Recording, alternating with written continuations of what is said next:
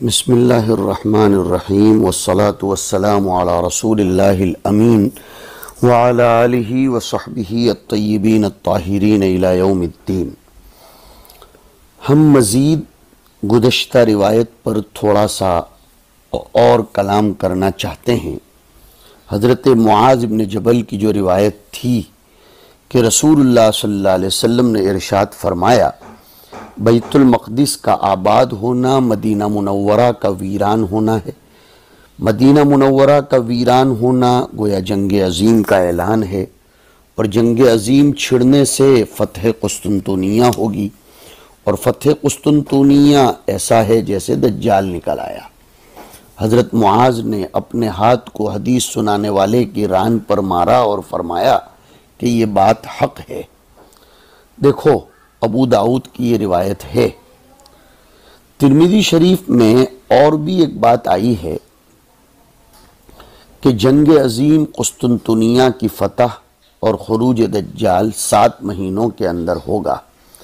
میں آپ کو سنانا یہ چاہتا ہوں طلبہ عزیز، مدینہ منورہ کے ویران ہونے سے ایک مطلب یہ بھی ہے کہ مدینہ کے مقیم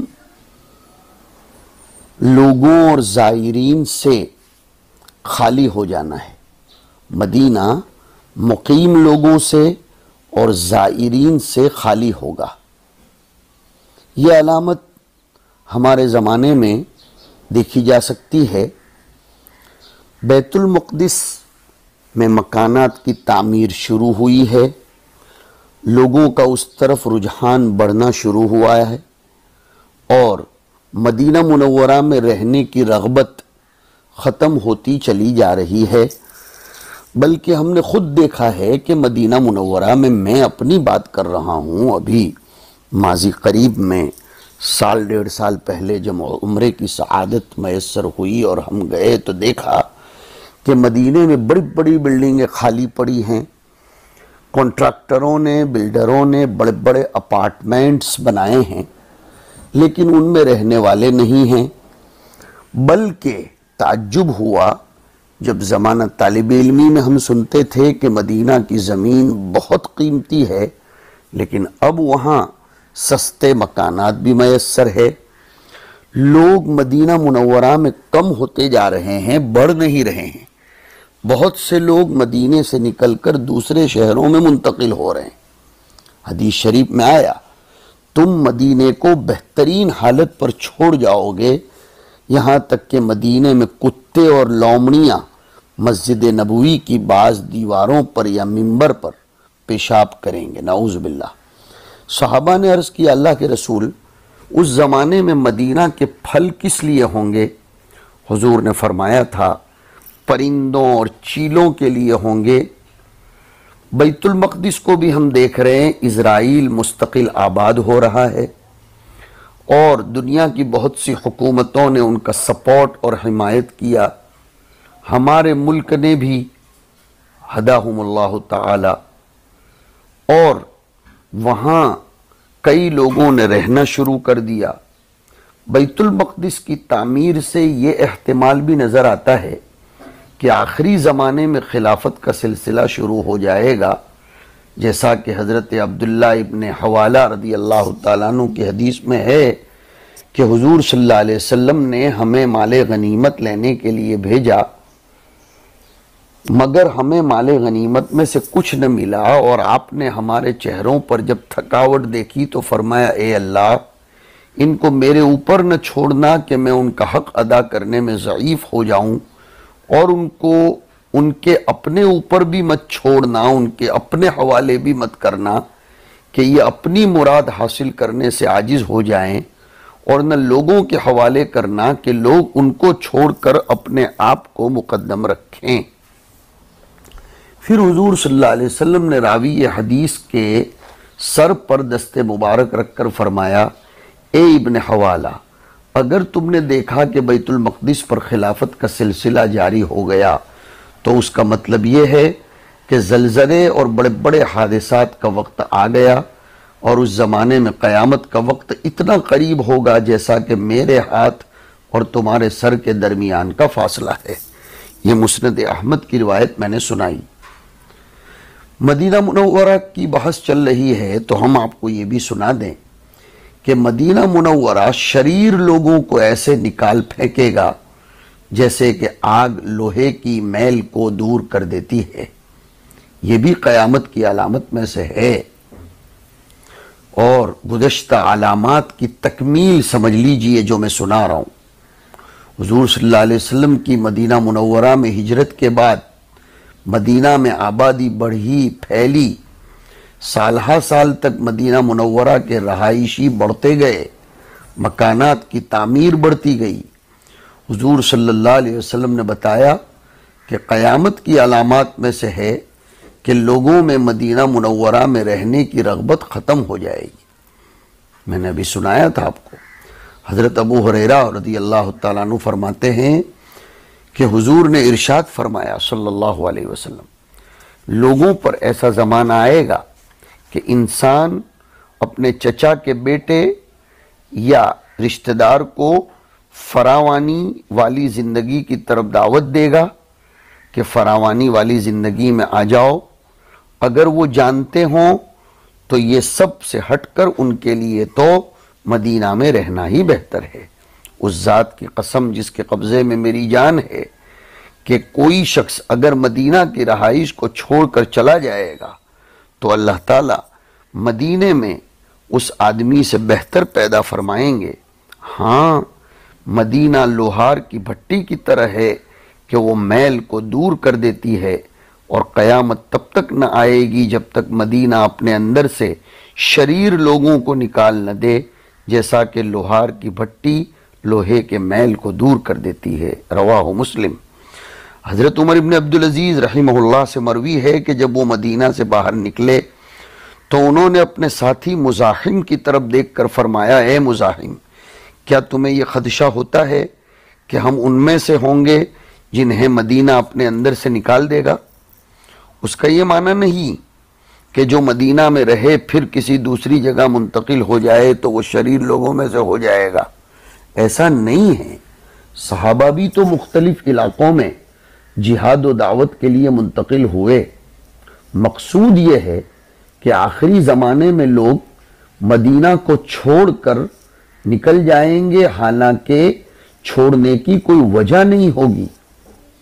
ارے کسی کا ویزا ختم ہو گیا ہو، وہاں رہنے کی اجازت نہ ہو، اس کی مدت ختم ہو گئی ہو، یا وہ بغرض تبلیغ اسلام یا بغرض درس و تدریس یا بغرض جہاد و دعوت نکلا ہو تو وہ اس میں شامل نہیں ہے۔ یاد رکھو، یہاں تو مقصد ہے کہ مدینہ میں رہنا ممکن ہے، کوئی وجہ نہیں ہے اس کو چھوڑنے کی، وہ اہل مدینہ میں سے ہے، مقیمین میں سے ہے، لیکن پھر بھی اس کو چھوڑ دے، ایسی حالت کو علامت قیامت قرار دیا گیا۔ مدینہ کے پھل بہتر ہوں گے، مگر فتنے کی شدت کی وجہ سے لوگ مدینے کو چھوڑ کر درجہ بدرجہ منتقل ہوتے رہیں گے، حتیٰ کہ مدینے میں کوئی باقی نہیں رہے گا، بلکہ مدینے کے راستے اور گھر خالی رہ جائیں گے۔ مدینے کی مساجد میں جانور پیشاب کریں گے، نعوذ باللہ، انہیں کوئی نہیں روکے گا کہ مدینہ انسانی آبادی سے خالی ہو چکا ہوگا۔ یہ مصیبتیں بھی حدیث شریف میں جو ارشاد فرمائی گئی ہیں ہمارے سامنے، ہم کسی درجہ دیکھنا تو شروع کر چکے ہیں۔ اللہ رب العزت مدینہ کو آباد فرمائے، ہمیں وہاں کے سکان ہونے کا شرف نصیب فرمائے، اور وہاں کی مٹی کا پیوند ہونے کی توفیق اور سعادتوں سے ہمیں اپنے سامعین کو مسعود فرمائے۔ اس کے بعد کا ترجمۃ الباب ہے تداعی الامم علی الاسلام، کتاب میں آ جائیے، یعنی کفار ایک دوسرے کو مسلمانوں کے قتال پر دعوت دیں گے۔ تداعی باب تفاعل سے دعوت دینا بعضوں کا بعضوں کو، مسلمانوں کے قتال، ان کی بیخکنی کے لیے۔ فرق مختلفہ کفار کے جو ہیں وہ مسلمانوں کے خلاف جمع ہو جائیں گے۔ یہ علامت بھی حضور صلی اللہ علیہ وسلم نے قیامت کے باب میں ارشاد فرمائی۔ یونین بنے گا اور بہت سے اسٹیٹس، بہت سی صوبہ جات، بہت سے ممالک، چنانچہ ہم نے دیکھا ہے ماضی قریب میں اہل اسلام سے، بغداد وغیرہ سے، افغان وغیرہ سے جنگ کے لیے باقاعدہ یونائٹڈ نیشنز بنے، اگرچہ انہوں نے اپنے آپ کو یونو کا نام دیا ہو، لیکن مسلمانوں کے خلاف ہی ان سب کا اجتماع ہے، تداعی باب تفاعل سے ہے۔ اس میں روایت آپ دیکھیے گا، حضرت ثوبان رضی اللہ تعالی عنہ کی روایت ہے، قال رسول اللہ صلی اللہ علیہ وسلم یوشک الامم ان تداعى علیکم کما تداعى الاکلۃ الى قصعتها، اکلۃ پڑھنا اس کو طلبۃ کے وزن پر، فقال قائل ومن قلة نحن يومئذ قال بل انتم يومئذ كثير ولكنكم غثاء كغثاء السيل وَلَيَنزِعَنَّ اللَّهُ مِن صُدُورِ عَدُوِّكُمُ الْمَهَابَةَ مِنْكُمْ وَلَيَقْذِفَنَّ اللَّهُ فِي قُلُوبِكُمُ الْوَهْنَ فَقَالَ قَائِلٌ يَا رَسُولَ اللَّهِ وَمَا الْوَهْنُ قَالَ حُبُّ الدُّنْيَا وَكَرَاهِيَّةُ الْمَوْتِ۔ حضور صلی اللہ علیہ وسلم ارشاد فرما رہے ہیں کہ ایک زمانہ وہ بھی آنے والا ہے کہ تمام دشمنان اسلام کے فرقے ایک دوسرے کو مسلمانوں کے خلاف جنگ کے لیے آمادہ کریں گے، بلائیں گے، جمع کریں گے۔ اس پر ایک صحابی نے آپ سے دریافت کیا کہ کیا اس وقت مسلمان قلیل ہوں گے اس لیے ایسا ہوگا؟ قلت کی بنیاد سے کفار کے بڑی بڑی جماعتیں اور گروہ مسلمانوں پر امنڈ آئیں گے؟ کیا میجورٹی مائنورٹی کا چکر ہوگا؟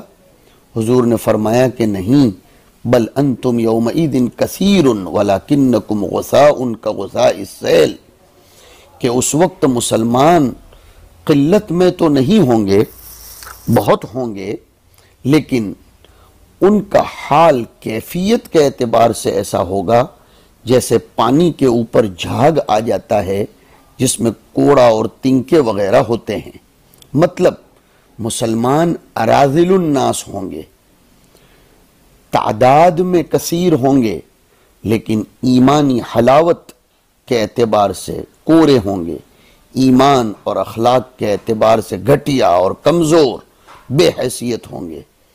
ظاہر سی بات ہے ان کی اصل اسپرٹ اور ان کی اصل روحانیت اور ان کی اصل طاقت یہ ان کی کثرت نہیں ہے، بلکہ ان کے ایمان اور اخلاق ہیں جن کی بنیاد پر ان میں طاقت ہوتی ہے۔ وہ وَأَنْتُمُ الْأَعْلَوْنَ إِن كُنْتُمْ مُؤْمِنِينَ کی قید سے غالب ہوتے ہیں، لیکن ایمان اور اخلاق کے اعتبار سے جب گھٹیا، کمزور اور بے حیثیت، کم حیثیت ہوں گے تو پھر کفار ان پر جری ہو جائیں گے۔ اللہ تعالیٰ مسلمانوں کا رعب، ان کی ہیبت دشمنوں کے سینوں سے نکال دے گا اور مسلمانوں کے قلوب میں وہن اور کمزوری پیدا کر دے گا۔ ایک صحابی نے عرض کیا کہ کمزوری سے کیا مراد ہے؟ اچھائی ہوا کہ صحابی نے عرض کر دیا، پوچھ لیا، یعنی کمزوری سے مراد کیا ہے؟ تو فرمایا کہ کمزوری سے مراد ایمان کی کمزوری ہے، اور ایمان میں کمزوری آتی ہے حب دنیا، متاع دنیا کی رغبت و محبت، اور موت کو ناپسند کرنا۔ موت کو ناپسند کرنا اس کا سبب ہی ہے حب الدنیا، تو عطف المسبب علی السبب بھی کہہ سکتے ہیں۔ حضرت گنگوہی رحمۃ اللہ علیہ کی زندگی میں گنگوہ میں ایک واقعہ پیش آیا تھا جس کی تفتیش و تحقیق کے لیے بڑے بڑے حکام، کلیکٹر وغیرہ لوگوں سے مل کر معلومات کر رہے تھے۔ حضرت کی خانقاہ کے دروازے پر پہنچے، کلیکٹر نے حضرت سے بات کی، پوچھ کر چلا گیا۔ راستے میں وہ پوچھنے لگا جو اس کے ساتھ تھے کہ یہ بڑے میاں کون تھے؟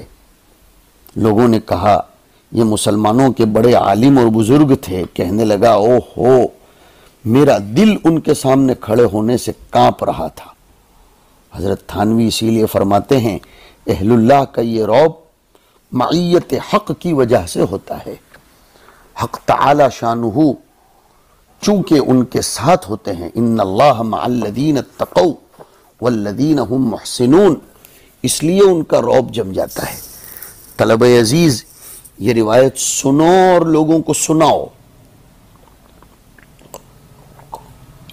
کہ آج کل عالمی سطح پر اقوام عالم جو ہمارے خلاف متحد ہیں، اور ملکی سطح پر برادران وطن باوجود اپنے آپسی سخت انتشار و اضطراب و اختلاف کے، مذہبی عنصری، برادری، قبائلی تعصب کے شدید اختلاف کے باوجود ہمارے خلاف ایک ہیں، سب ایک دوسرے کو ہمارے خلاف جمع کر رہے ہیں۔ اس کی وجہ حضور اکرم صلی اللہ علیہ وسلم نے ارشاد فرمائی، حب الدنیا و کراہیت الموت۔ خام و خواہ ہم لوگوں کا ذہن بھٹکا دیا گیا ہے، واقعتاً بھٹکا دیا گیا ہے، اصل علاج سے ہٹا کر دوسری طرف ہم کو پھیر دیا گیا ہے کہ ہم قلت میں ہیں، ہم قلت میں ہیں، ہم مائنورٹی میں ہیں۔ اس لیے طلبہ عزیز کو معلوم ہونا چاہیے، ہندوستان کے برادران وطن کے بعد مائنورٹی میں سب سے بڑی میجورٹی ہم مسلمانوں کی ہے، لیکن ہم اپنا رعب، اپنا دبدبہ کھو بیٹھے ہیں۔ عالمی سطح پر بھی مسلمانوں کی حکومتوں کی تعداد کچھ کم نہیں ہے، 150 سے زیادہ مسلم ممالک ہیں، اور سب ماشاءاللہ تبارک الرحمن ہیں، مالی سیاسی اعتبار سے بھی مضبوط ہو سکتے ہیں، لیکن صرف مال، حب الدنیا میں ایسے پڑے ہیں۔ اور میں نے جیسے شروع سبق میں ذکر کیا، سرزمین عرب کو چھوڑ کر یہی اہل عرب روم کو، بلاد مغرب کو آباد کر رہے ہیں۔ یورپ میں، برطانیہ، امریکہ میں بکثرت عرب آباد ہیں۔ مدینہ چھوڑ کر، سرزمین عرب مبارک کو چھوڑ کر، وہ ایسے یورپین ممالک میں رہنے کو اپنے لیے ترقی اور ازدہار، نمو سمجھتے ہیں۔ یہی وہ وجوہ ہیں جس کی بنیاد پر دشمنوں کا ہم پر غلبہ اور تسلط ہے۔ تو زہد کی رقائق کی روایت ہمیں اپنے احباب اور متوسلین اور حلقے رفقا میں سنا کر حب الدنیا کم کرنی چاہیے، اور حب الموت پیدا کرنا چاہیے۔ حب موت یہ علامت ولایت ہے، تمنائے موت برسبیل اشتیاق لقاء خداوندی یہ ولایت کی علامت ہے۔ قل یا ایھا الذین ھادوا ان زعمتم انکم اولیاء للہ من دون الناس فتمنوا الموت ان کنتم صادقین۔ حق تعالی شانہ آج کے سبق میں گزرنے والی اس روایت کی حقیقتوں کو سمجھنے کے لیے ہمارے ذہنوں کو کھولے، کھلوائے، اور ہم میں سے حب دنیا کو، کراہیت موت کو ختم کر کے وہن کو مبدل بقوت، بطاقت فرمائے۔ وما ذالک علی اللہ بعزیز، وصلی اللہ علی النبی الکریم۔